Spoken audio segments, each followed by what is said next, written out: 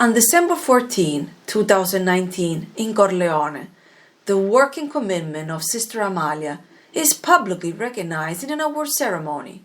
Sister Amalia, born Grazia Genovese in Catania in 1951, and lovingly cares for the House Museum, located in the heart of the historic center of Corleone and dedicated to the founder of the Order of the Sisters of Santa Chiara, the Venerable Mother Teresa Cortimiglia.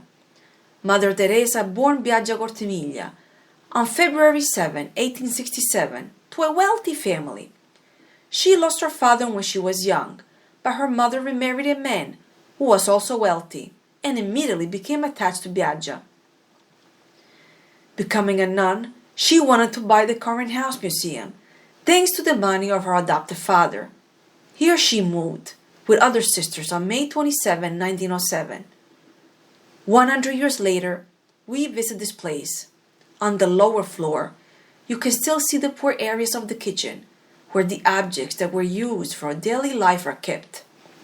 On the first floor, instead, there are some sacred vestments on display that were worked and embellished by the hands of the embroiderers of the embroidery course that was held at the Institute. Also, in particular, the figure of the child placed in a display case is striking. It is said that Mother Teresa possessed a small statue that she used to call with the name Ninno Mio, that is, my little one, and that she always carried with her, making clothes, shoes, and various objects for the child. A popular story motivates the ruined fingers of the small statuette with the fact that one night, while it was stored inside the nun's bedside table, the effigy began to scrape from the inside of the drawer to get out of it. Inside the adjacent church, illuminated by a small flame, you can see the founder's tomb, visible from a window with the grate inside the structure.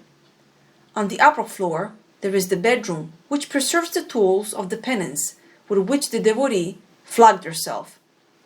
Sister Amalia brings us to visit the house museum with enthusiasm, but before saying goodbye, she shows us the sacred wheel, still attached to the walls, difficult to open, because he has been in disuse for some time. Here the children were still brought in swaddling clothes, orphans who found hospitality, and were also educated in this place. Almost 100 years after her birth, the spirit of Mother Teresa Cortimiglia still lives within these walls.